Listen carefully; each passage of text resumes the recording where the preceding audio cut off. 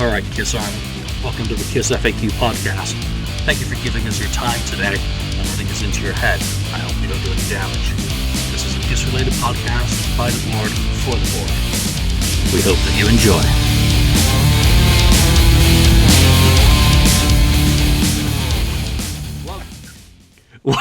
Welcome to episode 103 of the KissFAQ podcast. I'm your host tonight, Julian Gill, and I am joined by Bah Humbug.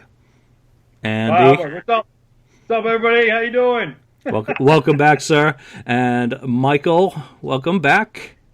Hey, everyone. And I did mean to ask, how's the cat? Oh, Penny, yeah, I have a kitten. She's about, she's almost 3 months old, but we've had her since November 25th. She's doing well, although she's kind of bullying our older cat, who's 6 years old. She's chasing him around the house.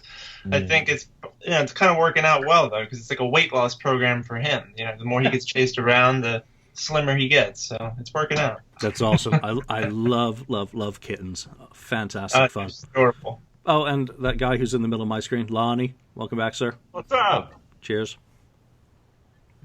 I think everybody's doing it. Saturday night. How you doing, everybody? It's Saturday. Let's do this. Woo! It's Saturday night, and what's the London Choir Boys used to have a good song? It's Saturday night. And time for a party. Okay, so let's get into, again, like the last episode, no news, no nothing. It's the holiday season, so we're going to... Wait a minute, they were just on The Voice. Huh? Yeah, The Voice. We can talk about The Voice the other night. Yeah, they were just on The Voice. Lonnie, I don't watch TV, so you take this. Kiss was on The Voice on, what was it, Wednesday night? I don't know. Wednesday night?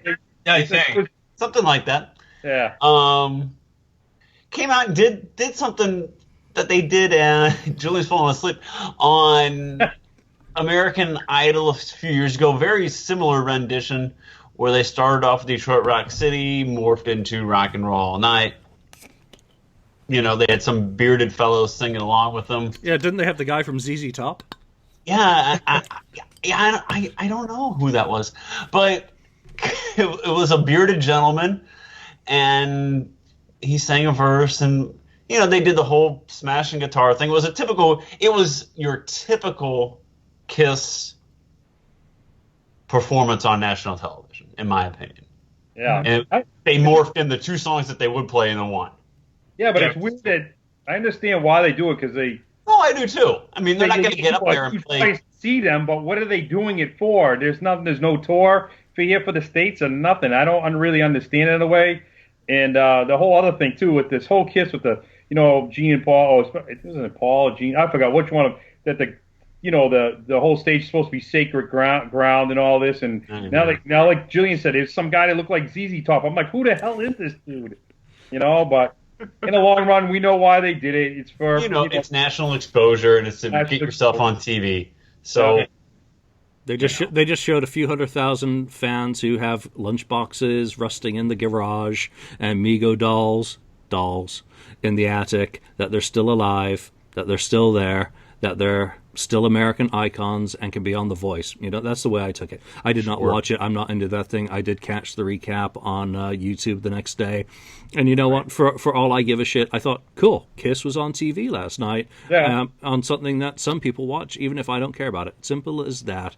Doesn't matter at all to me. I don't know who that chap was. I do believe he won, which I think we can all put down to Gene Simmons, resulted in whoever he was winning. So, rock on ZZ Top. I thought they do Hard Luck Woman. So, there we go. And Gene changed his cod piece, which I'm kind of bummed. He went PC on the cod piece. It was like the Love Gun cod piece. Yeah, it's like, come on, really? Everybody keeps, it's the Creatures. People, come on, wake up. That ain't the Creatures. It was a morphed costume. He had the Love Gun cod piece, the monster boots, and then the Creatures from the waist up things or something. But other than that, man, that ain't the Creature suit. Keep dreaming, people. Come on, man. You got Tommy Thayer doing kind of the Ace thing. He sparkled it up more. You got Paul doing the thing, and actually Paul wore the tail, which I was shocked about. I was surprised about that. And Eric kind of doing the Eric thing, which that's another story in itself. Whatever. But come on, Gene, man.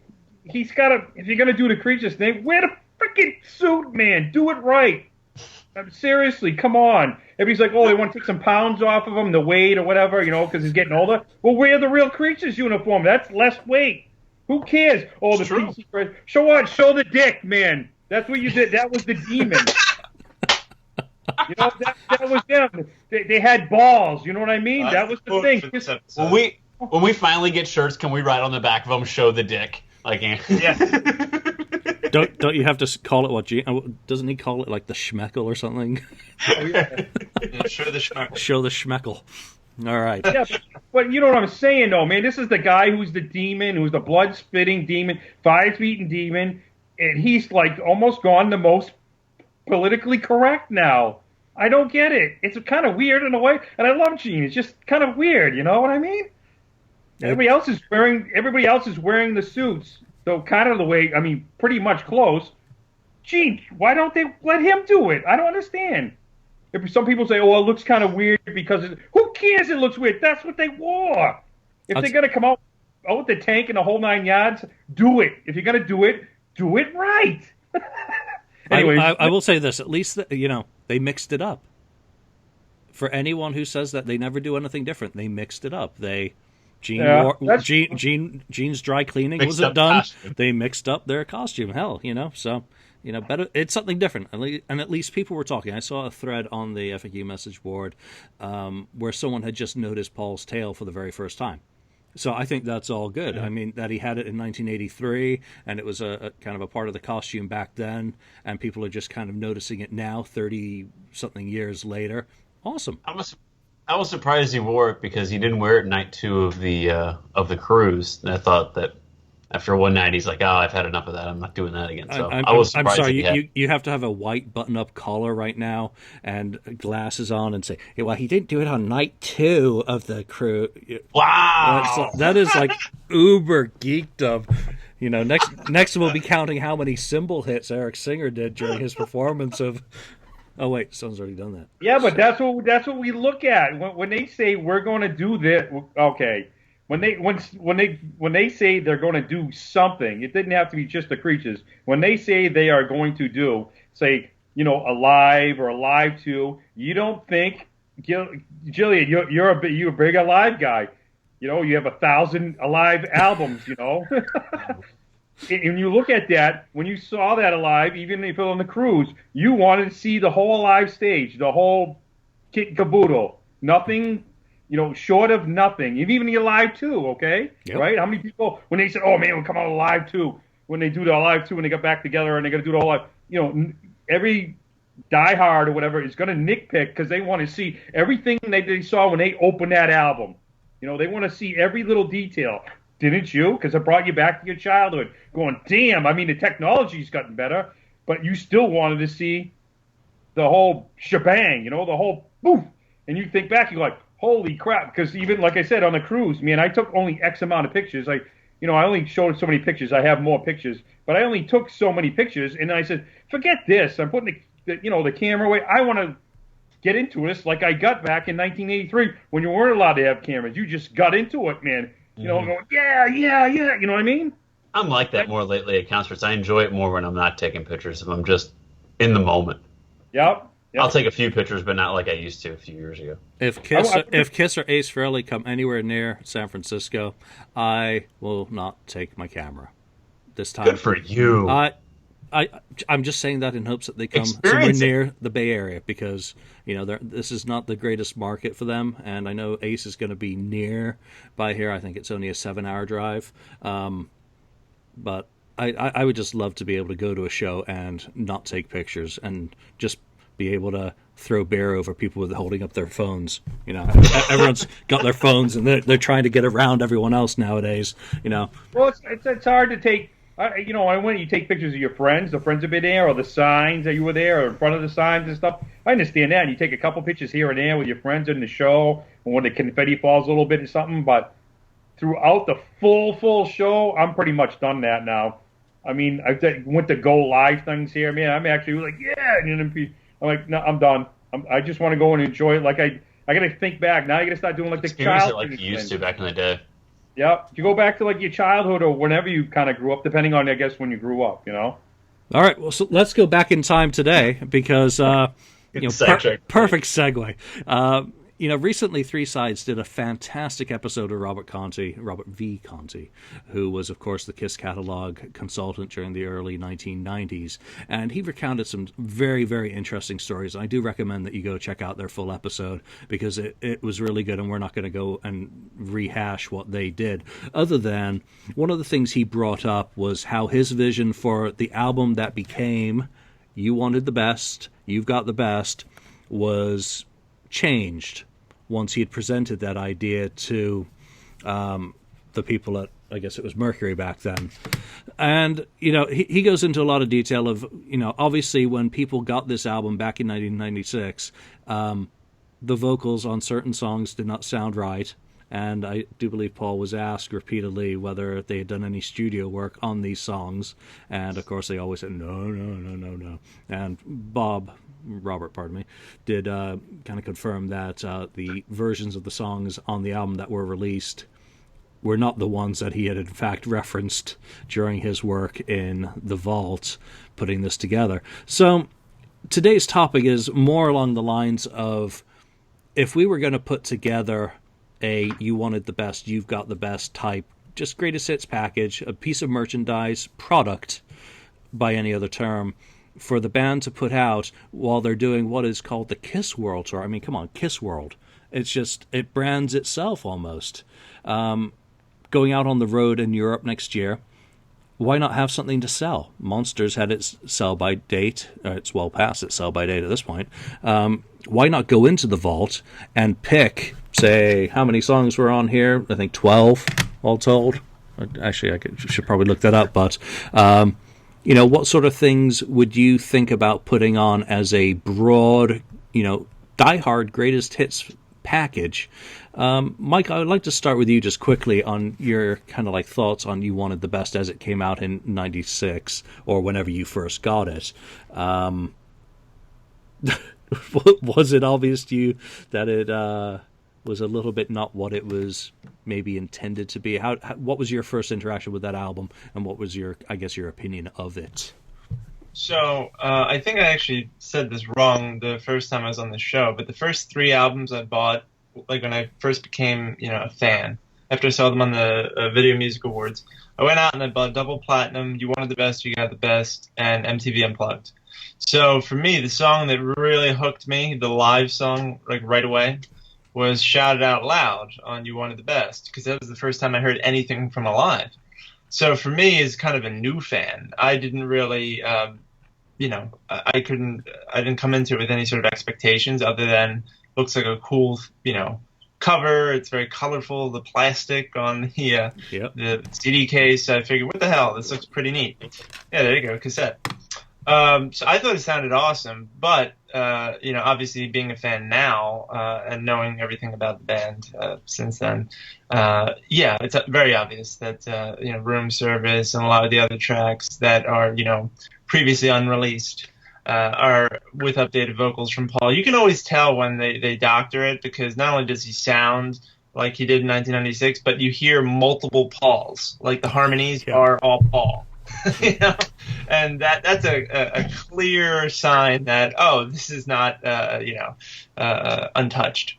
So as a representation of Alive 1 and Alive 2, it's pretty good, but like Robert was talking about on Three Sides, it would have been much cooler if it was just a bunch of unreleased soundboard recordings or rehearsals, sound checks, whatever stuff that people either have as collectors or stuff we've never heard before, just because it would really, quote unquote, shock the people, versus just kind of like rehashing the old stuff. Yeah, it's really a shame that even back then, I mean, the King Biscuit Flower Hour from, I think it's November 1975, circulated in extremely good quality even then, and people had heard Let Me Know with the perfect circa 1975 Paul Stanley vocals. And to think, I mean, it's just like arrogance. And I would love to ask Paul straight up, why did you think that you would be able to get away with this and that people wouldn't notice that these were not legitimate vocals? And I've got to say that I found them odd, but I didn't hear the Pauls in the chorus. I just didn't have that level of attention, I guess. It's a problem with being a lush. But my biggest complaint with this whole package was Jay Leno. And just a waste of 17 minutes. Of space. 17 minutes. I mean, Jay Leno to me always was a waste of space. Just not a hot take. Not my cup of tea at all. Simple as that. I have no interest in paying for Kiss product and having interviews on that. I mean, that's what bugged me with the Love Gun so-called deluxe edition. Not only were there really bad quality interviews, there was also, they fucked with the audio again, on the drums, on the live tracks, which they took from mono sources. So I was very annoyed by that. I thought it was a great representation of live stuff. I mean, Take Me, the Alive 2 stuff in particular, it just ran the gamut of here are our kind of our greatest hits live, and we'll throw a couple of bones to the collectors. Andy, I mean, what was your take when you first got You Wanted the Best? Did you feel you had indeed gotten the best? Well, you got to think back, okay? You have to think back when this came out. Kiss was, they were just getting back together. This was, they were, let's put it this, let's face the facts, man. They were basically broke. and when they started getting the reunion together, they didn't even know if it was going to, work out or sell good or anything else. So at that point, man, when they started doing, setting this up for the tour and setting this up for everything, they didn't know it was going to work. And then all of a sudden you have this CD or album or, if you bought everything, depending cassette, album, CD, however it all came out. I think I have to say I loved how they did the coloring of everything on the CD, between the mix of the yellow and the the colors and the oranges and I actually love, believe it or not, it's weird. I actually love the picture of the four of them. I don't know what it is personally. I love the picture of the four of them together on that front cover. Yeah, I think it's cool. Yeah, that's the shirt I bought at the first reunion show I saw. Was that I wanted the best, I got the best with that logo on the front because I thought it was so freaking cool. Yeah, and the poster, there was a poster, the same thing. It says you wanted the best, you got the best. Right. For like a red with the lightning bolts, and they're all got their own, the yeah, I love that. I love that image when it came out. It's really so I mean, I love the image of it and stuff. It just, I have to say, I liked the first, like two-timer room service and stuff that you never heard. And of course, you find out a little bit late. Now at the time we weren't all like going, oh yeah, that's not Paul from 1975. That's Paul from 1996 singing that stuff and stuff. At first you're not thinking about. At first you're looking at it going, wow, this is pretty cool. It looks kind of oldish in a way, but it looks new. But for them, at that point, Kiss was, let's face it. I mean, I love the 80s too, and to a certain point, but Kiss was kind of gone. In the 80s, there was all kinds of metal going on, like Wasp and stuff. I mean, his kids doing, Crazy Nights, and then all of a sudden the Hot in the Shade comes out, and then all of a sudden here comes, Revenge, which kind of, started bringing Kiss back a little bit. People I had never known that had liked Kiss, all of a sudden, like, wow, look at this, man. It kind of, what is this? Who is this band? This is really Kiss, and then then all of a sudden the grunge comes in and starts wiping everybody out, and next you got Carnival of Souls, and everybody's like, oh, this is their grunge album, kind of grungy and stuff, and then the reunion starts happening, and then all of a sudden you got this pops up, and you're kind of like, I don't really think that people even thought about this when it came out. I think people are so intrigued about, oh my God, the original four are back together. And we don't really care what they sell, what they ship out or what they do at this point. We just want to see the original four together back on that stage playing at first. You know what I mean? Yep, absolutely. I remember back in '96. I mean, I was living in Scotland still. I remember it was the second time in a year I'd had to drive into Glasgow itself to go find a record store, and I went to 3. I finally found it. I mean, and I was like, wow. It seems just like yesterday I was out out here buying MTV Unplugged. So from a Kiss fan perspective, it was the second time that year we were getting something new. I remember people were immediately talking about on KOL and RMAK, whatever the news group was, about Paul's vocals. And, that was a big point of debate even back then. Lonnie, when did you first run into this, and what was your impression of it? There used to be this place called Blockbuster Music. Yeah. Oh, shit, yeah. We're talking 1996. We're going back 20 years. There used to be a place called Blockbuster Music. And the weekend before the album came out, you could go, they had these little listening stations set up. And you could go and preview new releases before you could buy them. So my brother and I went up there that weekend to listen to the album. So it's cool. I'm going to go listen to it. So we went up there and we listened to it. I'm like, and I was like, oh, it's a lot of Alive 1, it's a lot of Alive 2, but I was really enthralled on the Let Me Know and the Take Me and Room Service and the two-timer, thank you. And I was, I was like, well, this is great though.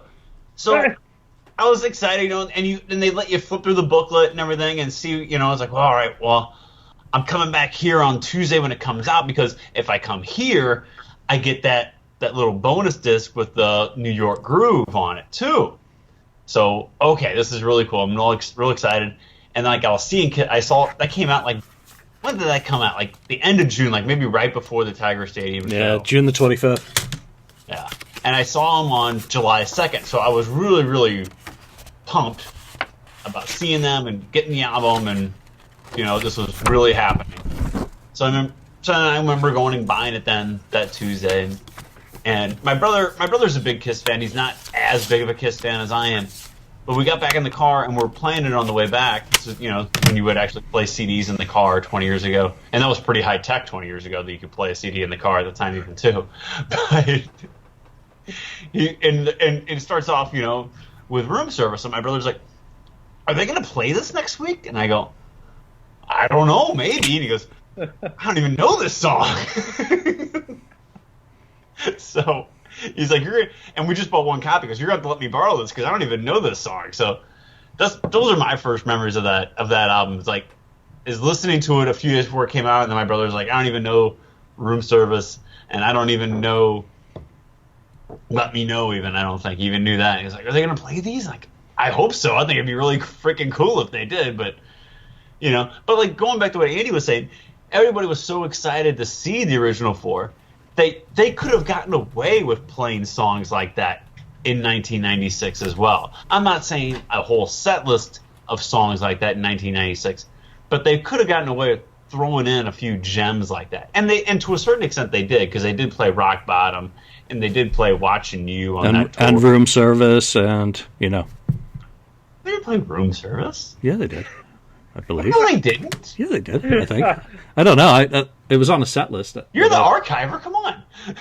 Well, let me just step over here and get my set list that they were working on in April '96. They could have sold anything and it wouldn't have mattered, because basically it came down to, oh my God, here's the original four, and Tiger Stadium sold out in the 30 minutes, and then the next people are all hanging out and going, please do a tour. Please do a full tour. Please do a full tour. And as soon as they said, bango, here it is. It's sold out. And we're gonna do a full tour.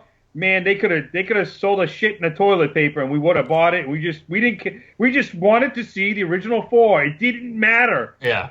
And I don't even care what it didn't. Nobody even cared what it mattered what they played. And that was back in the day when you still had to line up to go get tickets. Yeah. There was no, online sitting at your computer hitting refresh, waiting for it to be 10 o'clock in the morning. And the line to get tickets for that initial wave of reunion show dates was just unfreaking believable. That's not like anything else I've seen in my entire life. And I'd lined up for Metallica at that point. I'd lined up for Ozzy at that point and other big name acts, but I'd never seen anything like that Kiss reunion tour.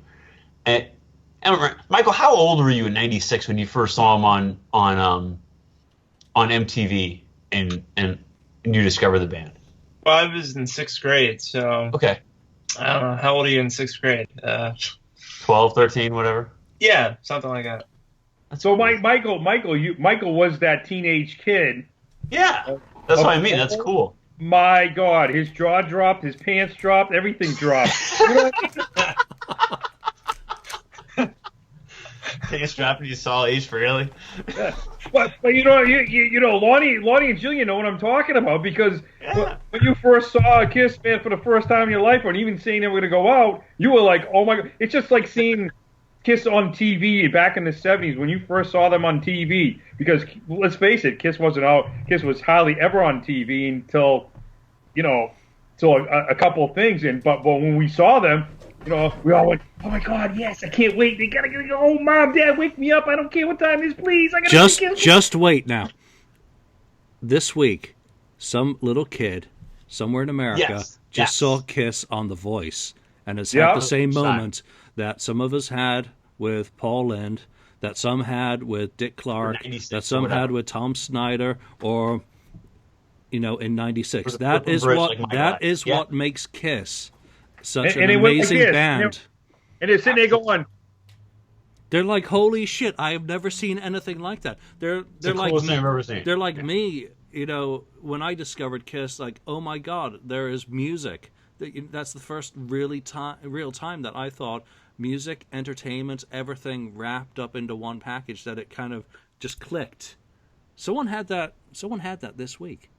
And Absolutely. And that's amazing. I mean, I was a senior in high school when the MTV Video Music Awards happened in '96, and I remember walking into school the next day, and I was so proud of them. And I was just like, you know what? I know all my friends watched that last night, because it was appointment TV back in the day. It was MTV Video Music Awards. I mean, it's not so much anymore, but back then it really was, especially for the age group that I was in. And I walked into school the next day, and I was so proud of them that they went out there and just kicked ass. And people would give me hell before that about liking Kiss, and all through high school, people, even before they put the makeup on, they'd really give me hell about liking Kiss, because who the fuck are they? And I walked into school that day so freaking proud of them. It's like, you know what? Screw you guys. They kicked ass last night, and you guys know it.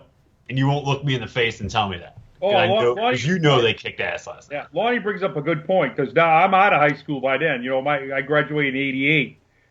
So, I mean, I would get crap from Kiss, from liking Kiss here and there, but not a lot. Actually, I had a good group of friends and a lot of people who actually liked Kiss, or said they were okay, or they liked the song here and there, okay, especially through the '80s, because that was my high school years, from '84 to '88, middle of the hairband thing, even though I'm not crazy about Crazy Nights. That's another subject in itself. But when the reunion happened, now it's '96, and I'm way out of high school,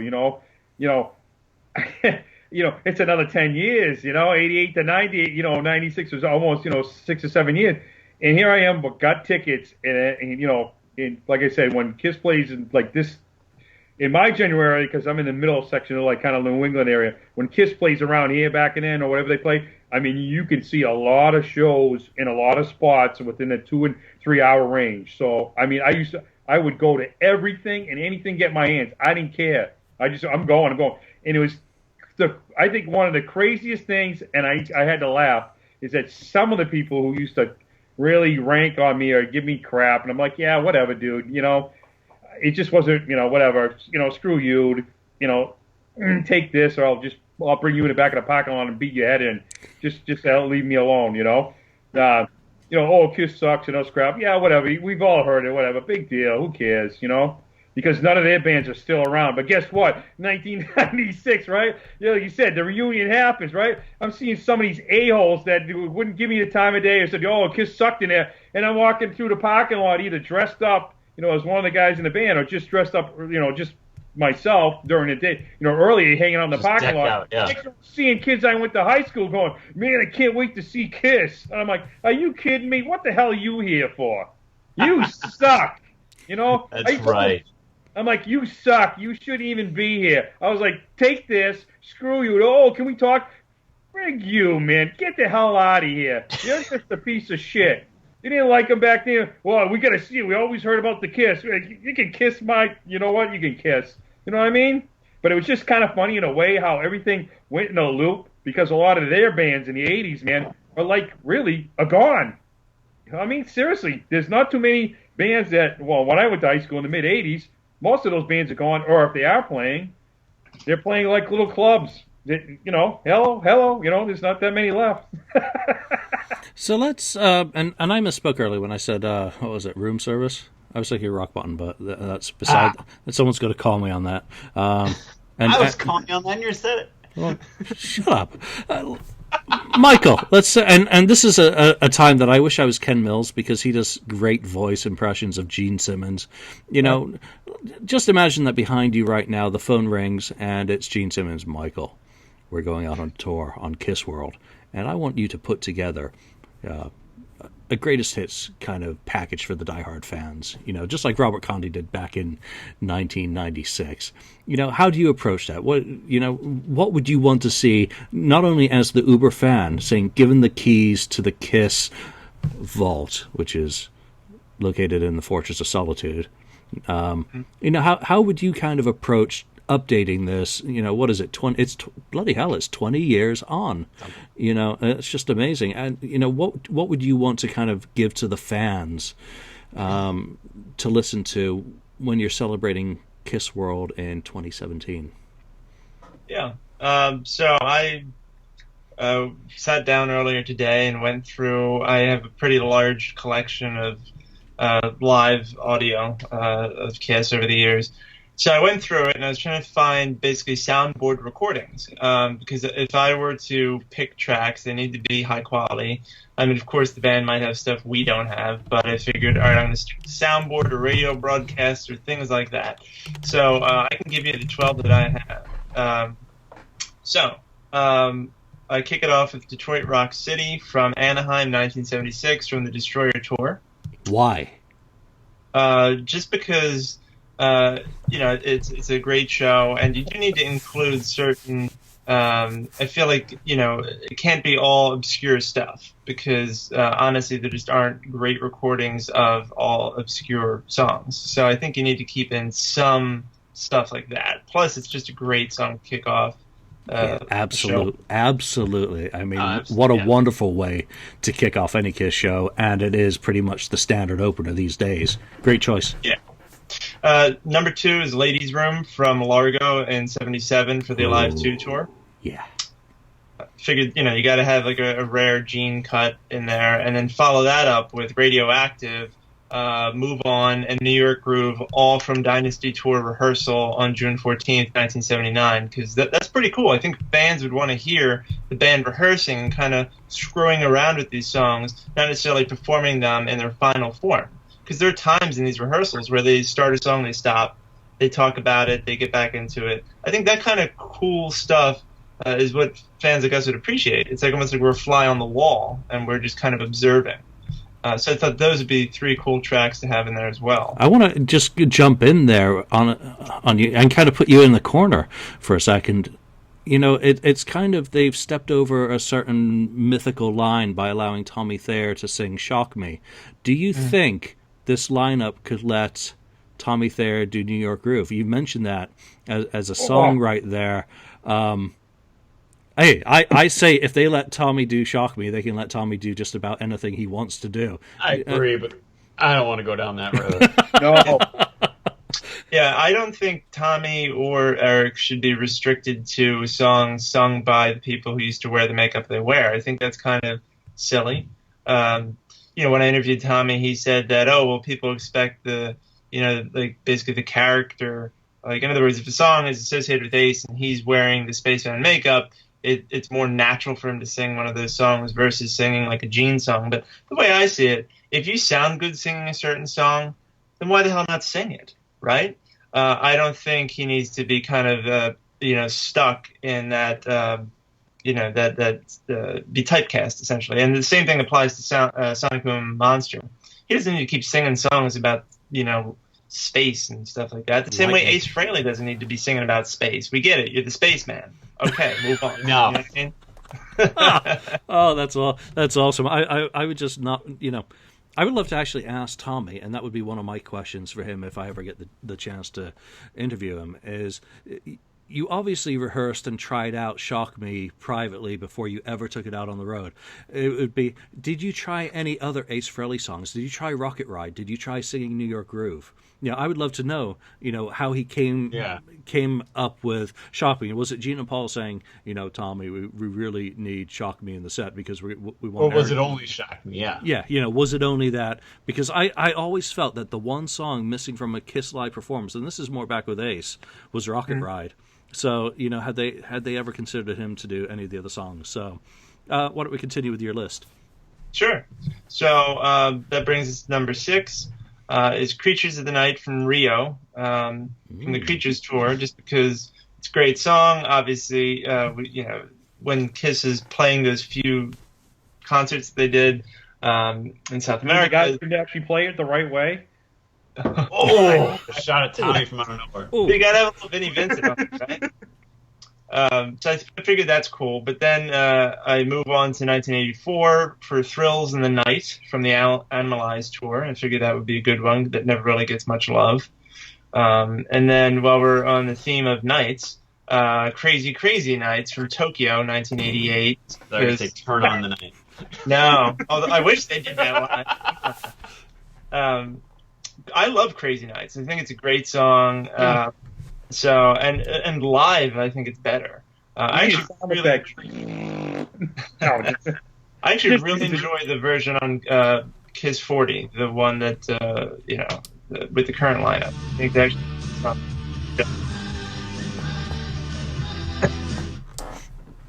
There you go. I just happen to have that.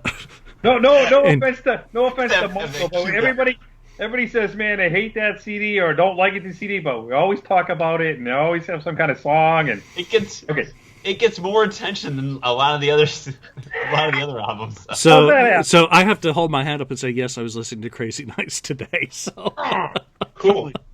I was doing this earlier. Right after I finished a marathon session with the new Metallica, I was like, I need something a little bit different. That's a 180. So sorry, Michael. Please continue. No problem. Then Take It Off from the Revenge tour. I love Take It Off. I think it's a badass song. It's a great damn song, and when it's performed live, it's just fun. And I don't think it gets enough credit for being just a great song. They haven't played it in 24 years. I think you're right. Yes. Although it would be a little weird, like if Paul invited like a child onto the stage, for Take It Off, like. Well, I don't think that's the appropriate song to put. I think they might get handcuffed. If they Take It Off, they might get labeled as pedophiles if they put a child up on stage and said and Take It Off. I think that's the wrong song selection. I appreciate what you're saying, but I think that's the wrong song selection. Yeah. Let's put the X in sex. Yeah, so. At the convention, had an 8-year-old kid drumming. Right. Makes you a little uneasy. 8-year-old girl, wasn't it singing that? I mean, oh my God. You never know. And speaking of... what was the song that... oh my God, I'm going to shoot myself. I know everybody's like, oh my God, you're a huge fan. You don't remember. Paul brought up a little girl this year. It was during a Gene song. Man, for the tour from Freedom to Rock. Which song? Yeah, I'm trying to remember the song. I know I'm going to get shot for this because I can't remember off the top of my head. But there was a song that Paul would grab a little girl from the stage and she'd stand in front of him and play, but it was a Gene song, so it's got to be some kind of... Anyways, Yeah, I haven't watched enough of the footage from that to even remember what it was. So yeah, some fan I am as well. So we do not research half this shit we talk about. So no, I should. I'm usually pretty good. I don't know. I've just gone blank lately. Yeah. But, fortunately, there's a legion of fans who will fact check us after the fact. So thank you very much. We do appreciate it. Michael, back to you. Yeah. So to close it out, the last 3 tracks are Tears Are Falling from Buenos Aires, 1994 from the Kiss My Ass tour. Hard Luck Woman from the Convention tour. Nice. In Boston. And I figured, toss in a reunion tour track, King of the Nighttime World from Detroit in 96, because it's a good song. And Detroit, I mean, why not? So those are my 12. That's a really good Very nice. a really broad selection of material. Of course, Vinnie Vincent would be suing the band if they included anything from Rio 1983. Yeah, I think you it's know, a bridge they want to cross. but like Andy said, at least it would be played right, which Yeah. is one of my biggest peeves with the way a lot of the Creature stuff has been performed in recent years. Interestingly, Japanese Monster CD did come with a live version of King of the Nighttime World, but from 2004. It was on my list. It was? Well, Is okay. that version of King of the Nighttime World? Was it? It was on my Yes. list. Obviously, since it's here, it's on my list. But, I'm not that much of a loser. I have everything nearby to hold up in front of the camera. So Lonnie, since you opened your mouth, why don't you... Yeah, I knew it was going to be next since I opened my mouth. So I would go back. So, in referencing Three Sides, they were talking about how the album was originally supposed to be a concept for like the really, really diehard fans. That's something that they would love to get their hands on. So going back to what was released I guess it was maybe 2 years ago, right around this time, would be some stuff from those loft rehearsals that surfaced on the internet a few years ago. Good to go way, way back to the beginning and have like Deuce and Strutter from rehearsals with the original four, messing around with, kind of like what Michael was saying, just messing around with those songs and hearing them as they're back. Sorry. So those are, I would start off with just like a live, but with Deuce and Strutter from like rehearsals. And then do some stuff from that Daisy show that was released right around the same time as well. With Life in the Woods. To have Kiss officially release a version of Life. And I know it's not like a mind-blowing song or something, but it's a song that we all wanted to hear for like 40 years. And, there it is. And, the conga line that Paul talks about in there or whatever. But I still think it'd be cool for it to show up on official release. So those three things, and maybe that they don't call it. And I was looking at it earlier today. They don't call it. I guess it was Let Me Know, but they call it Sunday Driver. I guess on the album, I think on the Daisy album they call it Sunday Driver. So just because I like Let Me Know, I'd throw that on there too as my fourth song. Just for grins, just because it's from the Daisy and I would like to go back again. I'm just saying I'd like to go back to the very beginning, and that's like the hardcore stuff that I'm really into is like stuff even before the original album came out. So I would really put an emphasis like on the first four songs from that era of the band before even the original album came out. But then I think I jump to, and you got to remember it's Kiss at the end of the day. That it is Kiss, and they're not going to give you exactly everything you want. They are going to cheat a little bit on you. But at the same time, it'd be cool to get polished up versions from the Lost Alive 2 album from Japan. Oh. And that's cheating, but it's not cheating at the same time. Wanker, you took my pick. Ha! So I would like to hear Take Me, Do You Love Me from that album. Polished up the way it should sound. But and then from there, I think it'd be cool to hear. And I don't know if it exists or not. But I would like to hear "Keep Me Coming" from the Creatures tour. And I don't know if a polished version that would be suitable for proper release exists for that. But if it does, oh my God, that would but be if it awesome. does, and we're just playing fantasy here anyway. We know they played it at a certain point, so we're just fantasizing anyway. So if it does exist, I would love to throw that on there as a rarity track on the album. Since I just did "Take Me and Do You Love Me," which are standards, I'm going to go back to and pull out something rare on there and put "Keep Me Coming" on there. And then because Kiss likes to just brush over the 80s like they never happened, which they do, and we're gonna be, and I'm trying to be true to how Kiss would do this too. At the same time, Kiss would brush over it like the '80s never happened. But they do like revenge, and I like revenge. But at the same time, as much as Kiss always references revenge in interviews, like, oh, that's where we really kind of got it right, you don't play anything off her Revenge live. Thank God. Do you believe this guy? Yeah. Let me tell you why I say that, and it's not to annoy you. Honestly, it is simply that I don't like the way Tommy plays Creature stuff. I don't like I don't like the way they've played Unholy in the years since Bruce was in the band. They have never pulled off the aggressive tone that he's able to, just execute with. Tommy's a different sort of player. I know he can do it, on a technical level, but on the emotional level in concert, he hasn't executed Creatures of the Night. Simple as that. He hasn't executed War Machine for me, or I Love It Loud. That's personal opinion. That's just Well, look at the recent video of Bruce doing Creatures of the Night somewhere. He's somewhere doing Creatures of the Night, and you should listen to it. Somebody put it on Kiss Cruisers or somewhere. Bruce was somewhere. I don't remember off the top of my head, but he was somewhere, man. It probably when's the last time he's done Creatures of the Night live, and he was with some band or something doing Creatures of the Night, and I posted, I'm like, listen to this, people. This is the right way to do it. Listen to it. He can pull it off too. He pulls it off. That's why my pick is not the current lineup doing. Okay. A song off Thank you. It is.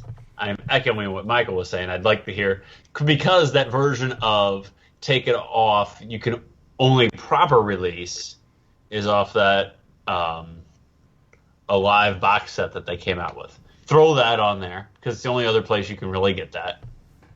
So throw that on there for a revenge track. And we have, and it'd be easy to say, well, let's put I Just Won on there, or put Unholy on there, but those are also on Alive 3. And and if you want those, you can go get them. For a greatest hits like Die Hard compilation, I don't think we need to put those on there, because you can go get them if you want them, very easily and very inexpensive if you wanted to.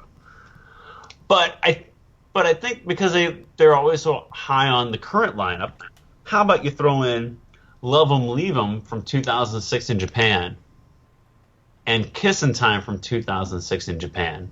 Yep. And how about The Oath from Kiss Cruise 3? And then round it out with Hide Your Heart from 2012 or 14 when they toured. And they did obviously they did Hide Your Heart every night on that.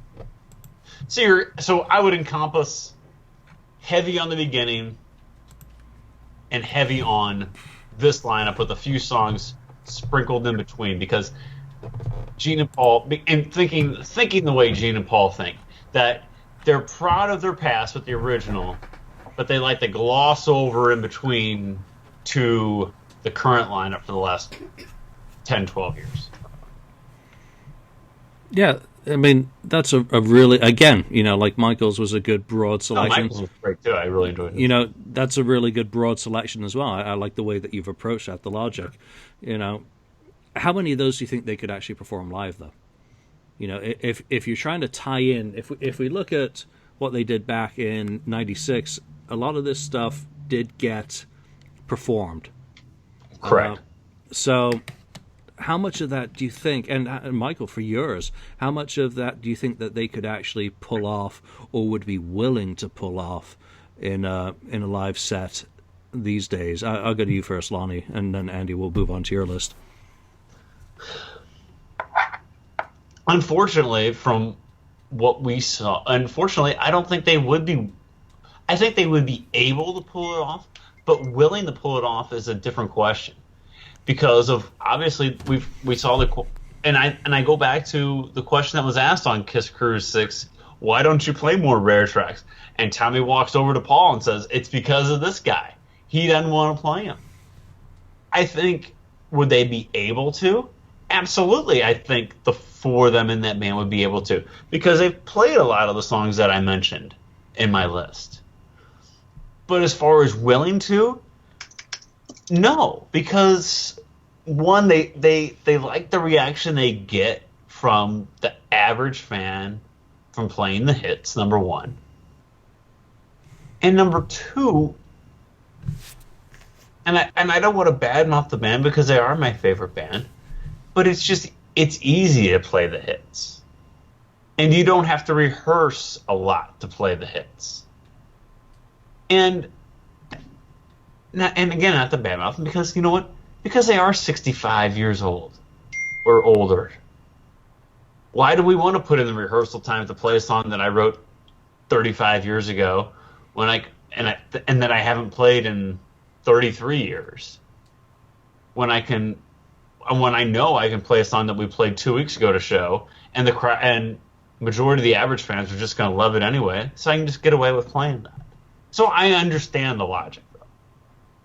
Would they be able to play these songs that I suggested? Yes, absolutely. Would they play them? Probably not. No, that's kind of the disappointing part, but also the part that makes these sorts of discussions fun. Yeah, and I think we all accept that, and we all also get very excited when they do throw something out at you, like they did on the cruise with "Wouldn't You Like to Know Me" being performed by Kiss. I mean, oh my God, Sorry about that. You gonna play something rare, unreleased? No, it was an ad that popped up. Oh, you're like Julian surfing the internet while we're on the show. That's one thing. One thing I have noticed that in my glasses, you can actually see what I'm doing during these shows. He's looking for an action list again. He's looking for an action figure for Christmas for Lonnie. He's looking for an action figure to give to Julian. Yes, exactly. All right, Andy, you've been quiet for too long. I'm getting worried. Yeah, I'm listening. I'm sucking it all in, and that's a good thing. So let's go to you. And what sort of album would you give us if you were the catalog consultant and you've got the keys to the vault? Well, depending on how do you base this? Are you basing this from 1996? Before then, is this going to be that album, or is it just anything in the world, anything off the catalogs or whatever? I think at this day and age is that anything is fair game, So basically anything was after 90, it doesn't matter. It didn't have to be, before 96 and on. So we're basing this on your own kind of thing. Anything. Any way you want to go about it. The whole thing is there are no rules. Yeah. Okay. So I'm going this off my head because I really this is I know we put the this is what's going on, but I thought it was going to be from like 96 and below that because this is when they first the whole reunion thing. So if we're just going this anywhere and believe me, I would love to hear a lot of really off the wall songs, but like Lonnie said, they're not going to take the time to do it, but it is what it is. But I'm just going to go off the head. Oh man, this is going to be fun. Since they hadn't done it in a long time, I would take the I Stole Your Love off the Hot in the Shade album. For because they're always looking for a good opener. It's usually Deuce, Detroit Rock City.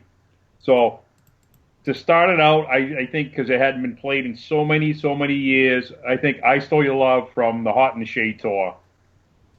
And as bizarre as it sounds, no, it's badass. It really had brought down, and the people were like, "Holy crap, this is pretty cool," because they hadn't heard it in a long time. Oh my God, here we go.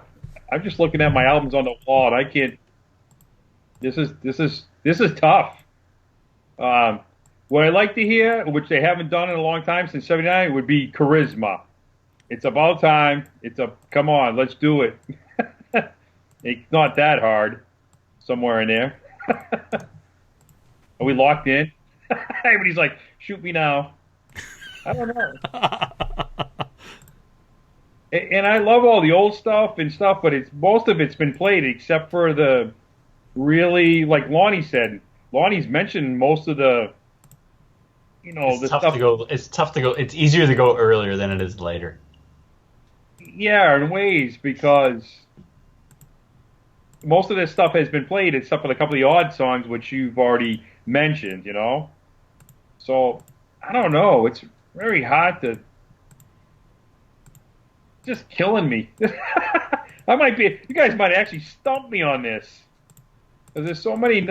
I mean, I'd love to hear everything and anything. Get my hands on. I don't care what it is, just as long as it's never been played or highly been played. But Just different. Just something different. just something different if they could. But looking at Lonnie's thing, they're not going to do it.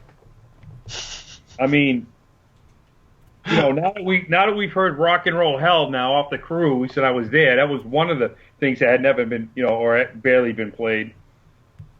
Man, what I love to hear Satan Sinner off the Creatures of the album, and that was Erica. Erica had mentioned that was his favorite album of all, favorite song of all the songs he ever did. That was his favorite song. So if they ever had a chance to play it or would play it, I would love that. That'd be like one of the gems to play. Be Saint Sinner. I mean, they're going to do the Detroit Rock City and the Rock and Roll Night. They can't get away with it in a concept album or a greatest hits album. They just gonna do it. Man, I'm so stumped. This is killing me. I don't know. Okay, I'm gonna jump in then and see if I can help you a little bit with maybe my list. I mean, I was going through some of these recent albums. I'm like, here's the Japanese edition of Monster. So it's got a 2004 version officially released of King of the Nighttime World. Obviously, in Japan, they released a 3-inch CD which had King of the Nighttime World, I think Tears Are Falling, and something else, one of the other kind of obscure tracks. So I'd put those on. I would go back through the recent catalog and say, See, that's being realistic too. Yeah, okay, here's the Japanese issue of Kiss 40. It's got a live version of Hello Hallelujah, recent stuff from Japan, Budokan 2013. I mean, regardless of... I had that written down too because I was realistic. That's me being realistic about it. Yeah. Here's the other Japanese, Samurai Son. Throw a live version. Julian, where's the news? Don't say the Samurai Son. And word. Unfortunately, they're not going to be performing any of that. Oh Jesus, yeah, sorry. No. Yeah. Do we go into that abomination? No, let's not go into that either. Love Gun's an abomination? Love Gun, the Deluxe, is an abomination. The everything on that side B, a.k.a. teaching demo, a.k.a. let's put some computer effects on a mono drum track and completely destroy Peter Criss's drumming. I have never been a fan, or I've never hidden my derision for what they did with the deluxe edition, which could have been absolutely fantastic, just by including a live recording from that tour as the second disc and maybe one demo. I mean, Gene's Reputation. Just leave it at that. Yeah, Gene's Reputation demo is perfectly fine. There are songs I would love to hear, but like Lonnie said, they're not going to play them, so I couldn't put it on a greatest kind of hits thing because they're not going to play them. So you have to basically, you almost have to pick stuff that they're going to play. You might throw, like Lonnie said, you get one or two gems and that's it. You're not going to get anything, off the hook again or way bizarre again or things you never heard. That's why the cruise thing is always there. So in any of these Mexican shows that they've recently done, or the cruise for that matter, where they did do, Creatures of the Night, Keep Me Coming, Radioactive, Wouldn't You Like to Know Me, I say that those would be perfect candidates for a You Wanted the Best type Kiss World release for 2017. It celebrates where the band currently is. It celebrates where the band comes from, because it's, those are historic tracks, Creatures era, Paul solo era. I guess we'd have to include Radioactive for Gene solo era. Yeah. But, Rock and Roll Hell. And then you go into some more of, that's one way to make it more exciting to me, is you take a song like Hell or Hallelujah, which is a recent cut that's only on a limited format. It's not about whether it's a good track or has become a Kiss classic track, according to Paul Stanley yet. It's that it is something recent. It's something that they've done recently. It's just a classic, but people just don't know it yet. Exactly. And, they just have to kill some more brain cells. There was a song by Paul called "Move On." Move on from "Say Ya." If they would, all right, I'm going to take a quote from Paul from the Cruise. If they were that good, we'd play them. Wait a minute, you have the newer Kiss, okay? This newer version of Kiss. You don't play any of those songs. They don't play any of the songs now off of Monster, and none of them off Sonic Boom. So you tell me, okay? These are supposed to be classic songs, great songs. Move on, guys. They're not. Gone. See, I totally disagree with that. I think some of them are classic songs. And Modern Day Delilah, a live version of that. Throw it on. How many? Here. They recorded all those shows off the 2009 US tour. See, they have a lot to pick from that. So you could get like a live version of Say Yeah and Modern Day Delilah, or even the abomination of the live version of I'm an Animal. You could throw that on there too. But I'm an Animal was just like a death march when they played it live. I know, but I could see them throwing maybe not I'm an Animal on, but Say Yeah and Modern Day Delilah I think are really good picks. So, well, but why don't they do? I don't want to try to get off subject with the thing, but it's the way it go. You had Sonic Boom, you had Monster, right? And now you had the Kiss Cruise. And, we're hearing rumors about maybe another album. Why can't they make kind of like a greatest /live/alive thing from those 3 albums are going to be third album? Why? I don't want to buy it. Thank you!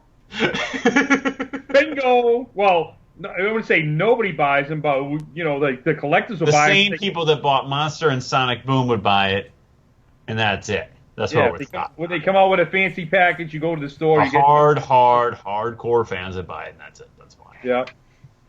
So then you're almost just better off taking the last set list that they did, or the second to last, because that's got Keep Me Coming and all the good stuff in it, and doing various live versions of all that. So take Michael's Detroit Rock City, and insert it. Do Creatures of the Night and keep Creatures of the Night from Brazil, like he suggested. Keep Me Coming from the Cruise or wherever, and you just work your way through. Radioactive from '79, Calling Dr. Love. You picked that from Rock and Roll Party in Tokyo, which was going to be one of the ones I picked, and just say release Rock and Roll Party as was. They've probably got the master multi-tracks to that. Just release that as it is, or release the whole Daisy show because it's already been out there.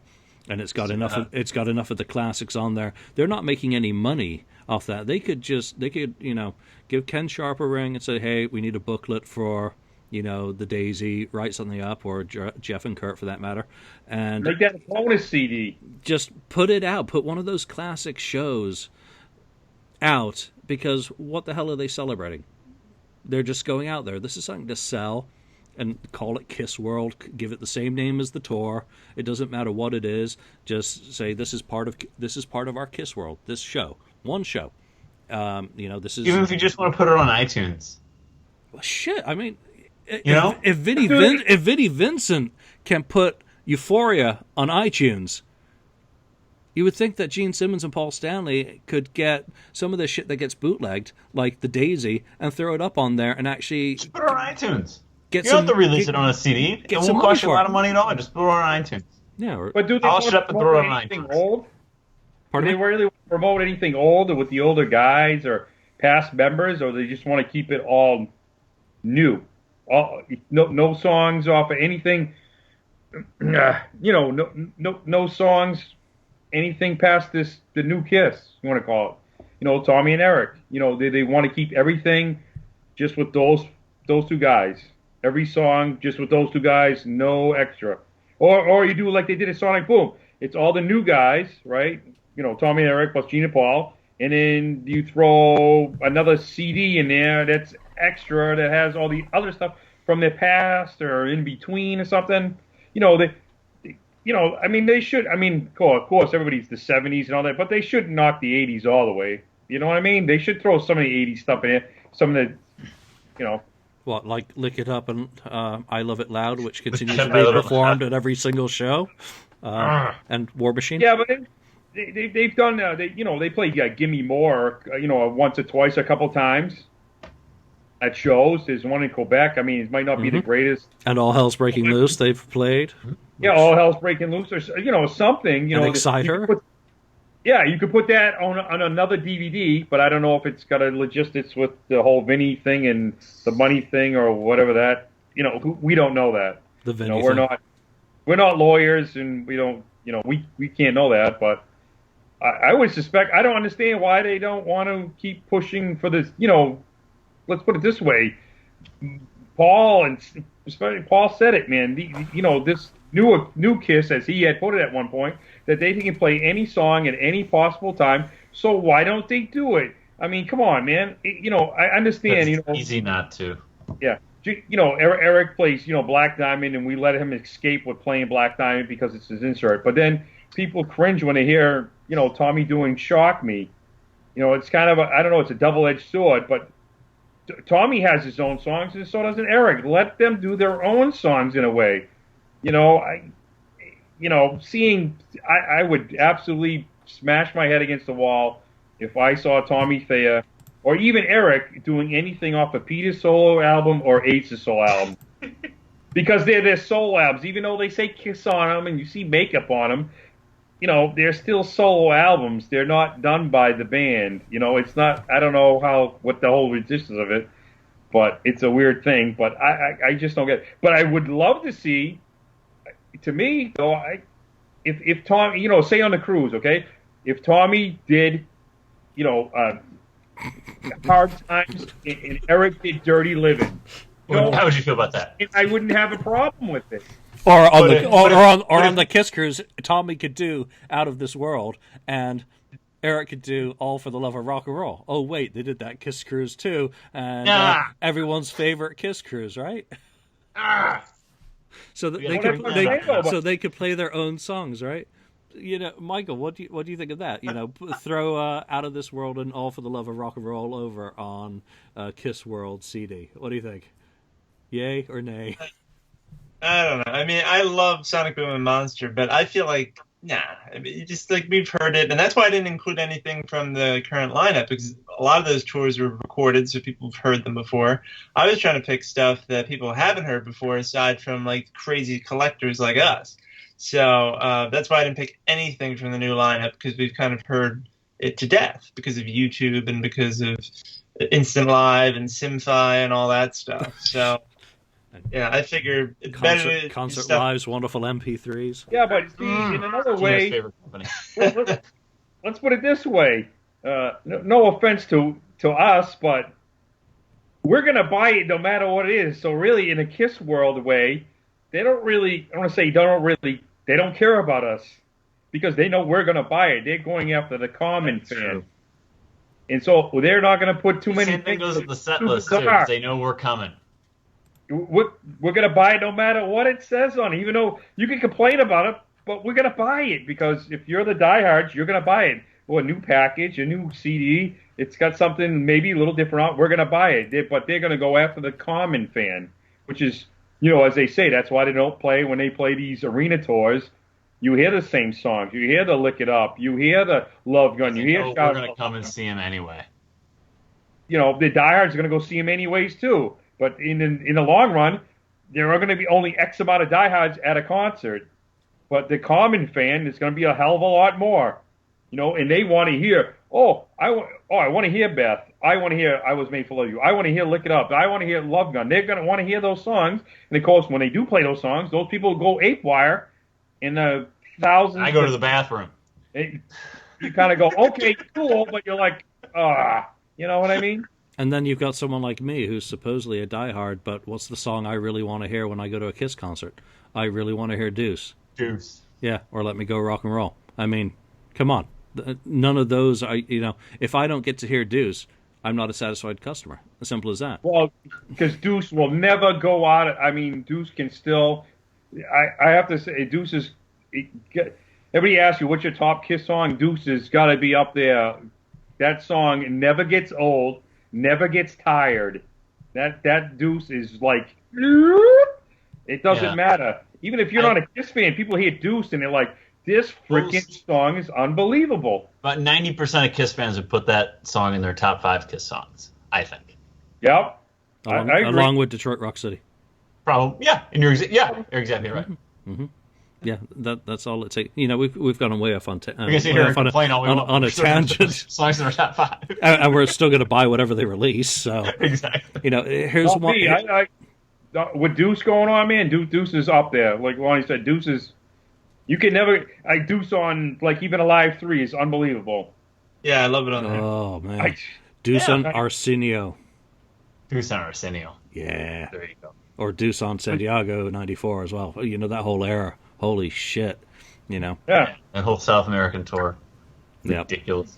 Well, I mean, but it says they still. They know that the diehards are going to buy something. They're just going to put just maybe 1 or 2 songs in some kind of thing and say, "This is what it is." And they probably, if they're recording the things, if they recorded any of that stuff from the last couple of shows in the Mexico or wherever the hell they were, and they probably recorded those. So those 2 gems are ones you never heard. Well, maybe those will be the 2 that'll be on this new CD if they ever. Whatever, if they don't put a brand new album out. Yeah, and that's part of it. I think that they really need to have product for these tours. Regardless of whether the tour is just, say, Kiss World or hitting the European market this year, it's nice to give the fans in those markets something, like we had back in '96 when You Wanted the Best came out. It was something interesting. It had new material, for better or worse. It had some new material on that was interesting, that was something to buy, something to add to your collection. And I'm sorry, Lonnie, come back. I didn't mean it. How about if they come out with how about if they come out with it's supposed to be a CD or whatever, but how if they do an album, like a double album, and it has some kind of. Like they did, kind of like, even if it's newer stuff, but something like they did for the old age. They put a tattoo in there or something, or stickers, or some kind of little tour book thing. It doesn't have to be thick, but it's just something. You know what I mean? So it kind of makes you, for the diehards, it's like, oh man, I gotta have this, and it kind of reminds you, if you're a little bit older, that, wow, man, this reminds me of the past. But then you got the newer fans going, wow, this is kind of cool. We never seen any of this stuff before, because, most places won't do that anymore. They won't put in those stickers or the little tour book or tattoos or, whatever. You know what I mean? Something, the double album puts a couple things in there, brochures, make it kind of, the celebration of the band. How's that? A big celebration of the band. Or we are now at the 20th anniversary of the remasters coming out, and if you think about the most recent issues, came out in 2014 with all new digital mastering, etc., etc. They were mastered for iTunes. They were new masters in essence. How about an updated catalog in 2017? And I can see that, actually. Yeah. How about it? Because I went back to listening to basically my old Japanese CDs, which are the original issues, which are far better than anything ever since. And these 2014 ones, to me, I've said it before, to me, to my ears, and yours are different, sound just like louder versions of the P33 CD series. Is it not time for Kiss to put out the full, like Zeppelin has in recent years?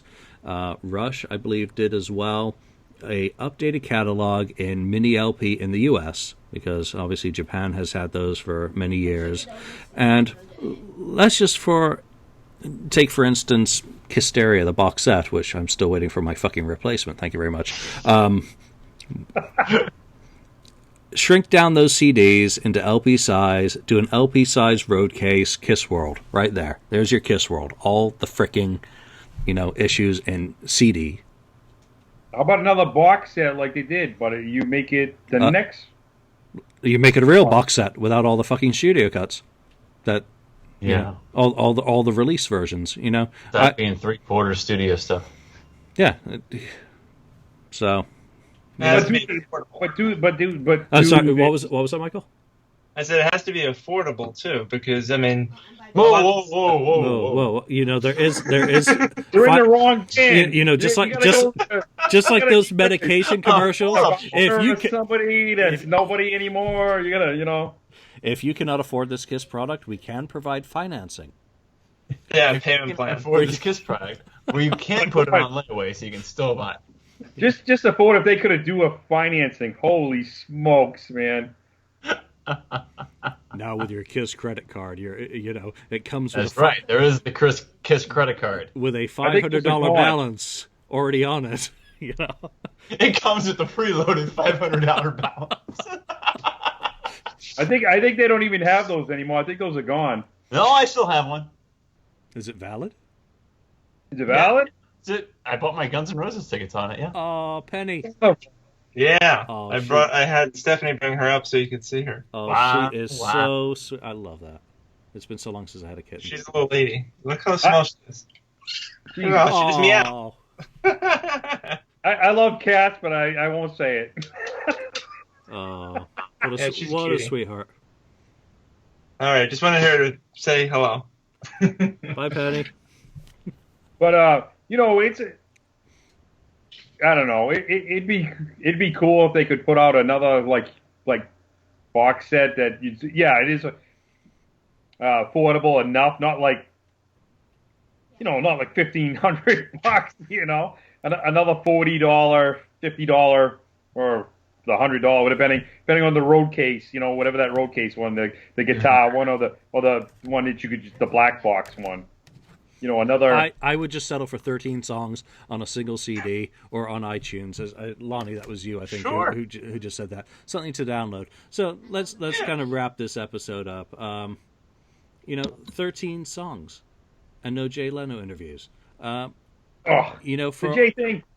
Yeah, for all of you folk who have been listening to us today, if they're putting out a piece of product and it's just something from the catalog, archival. Michael came up with some great selections from videos that would also work as a fantastic DVD. Or I'm sorry, we're now 2016 going into 2017. A Blu-ray or the new one, 4K. Upscale some of that crap. I'm sure it'll look wonderful on those big 97-inch TVs.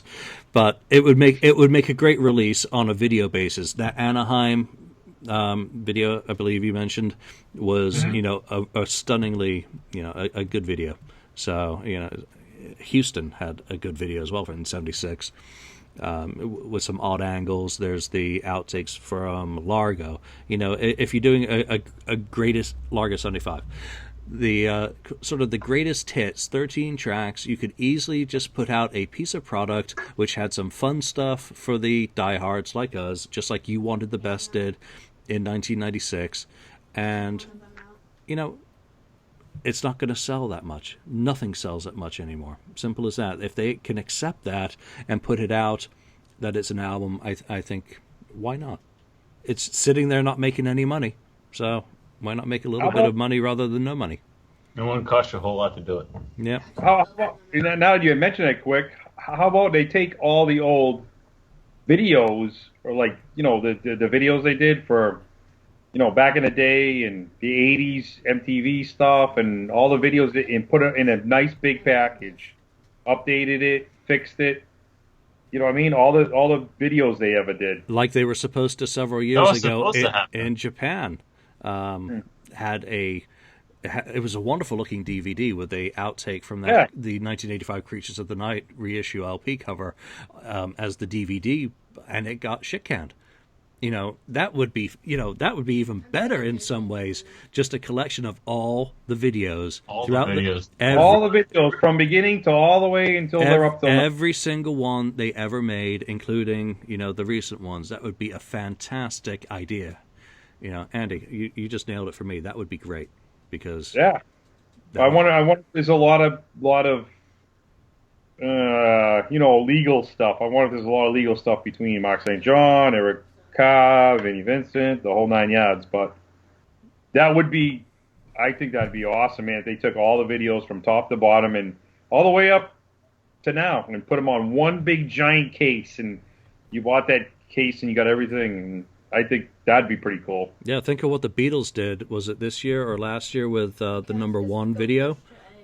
Absolutely insane video package of all the stuff that they had done. So yeah, what a way to bring the show to the end, Andy, with a great idea. I like it. And some outtakes at the end, and see if there's some outtakes. Well, let's not go crazy. From the videos at the end, man. Some hidden gems in the thing. That'd be killer. Yeah. Yeah, like I heard it got burned. Yeah. Flames. All right, so that's our episode. And believe it or not, we were talking about You Wanted the Best and updating it for a 2017 release for Kiss World. So, join us on one of our threads on the KissFAQ message board, on the YouTube video, on Facebook, or wherever you happen to listen. And, what would you like to see for that sort of release updated for 2017 and the band going out on tour? And obviously we had a diverse group of opinions here. So we'd love to hear your thoughts. We do appreciate you joining us, and we hope to see you again. So from Andy, from Michael, from Lonnie, and myself, we do appreciate you listening. We'll see you next time. Bye. Merry Christmas, everybody, if we don't see you. Oh yeah, thank you for spending time listening to the KissFAQ podcast today. All sales are final, there are no refunds. If you'd like, look us up on Facebook or come over to the KissFAQ message board and discuss the topic we broadcast today. Don't forget to rate us on iTunes, Spreaker, or wherever you've listened to the show. We hope you'll join us again.